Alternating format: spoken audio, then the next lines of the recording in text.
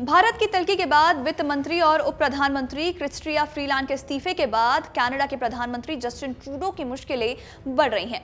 लगातार घाटे से जूझ रहे देश पर एक और जहां अमेरिका की ओर टैरिफ लगाने का दबाव है, तो दूसरी ओर आंतरिक नीतिगत टकराव ने पीएम ट्रूडो के सामने पद छोड़ने वाले हालात पैदा कर दिए हैं।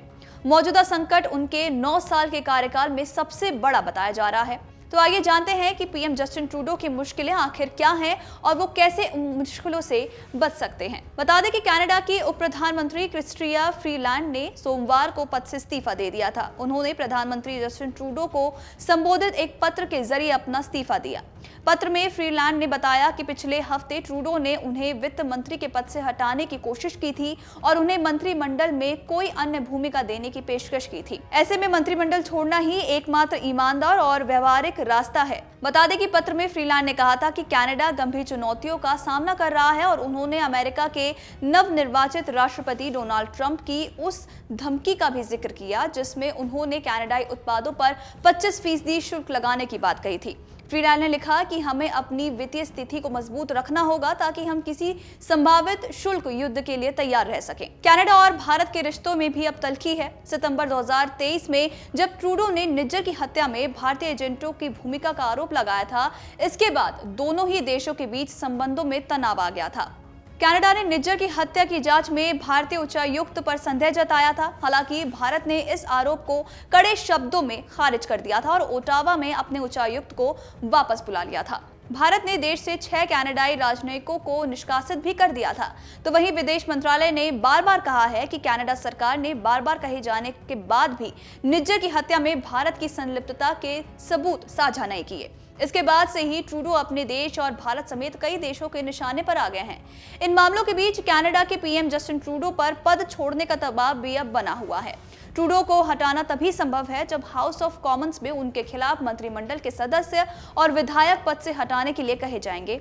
ट्रूडो को यह दिखाना होगा कि उनको हाउस ऑफ कॉमन्स में निर्वाचित सदन का विश्वास प्राप्त है।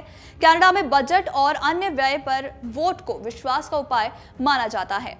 आपको बता दें कि वहीं कनाडा सरकार को हाउस ऑफ कॉमन्स में प्रत्येक सत्र में कुछ दिन विपक्षी दल को देने होते हैं।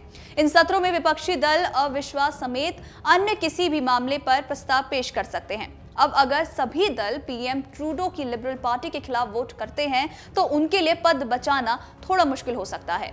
अगर कोई भी दल मतदान से दूर रहा तो उनका बचना संभव है। हाउस ऑफ कॉमन्स सर्दी की छुट्टियों के लिए बंद होने वाला है और फिर ये 27 जनवरी के बाद ही खुलेगा।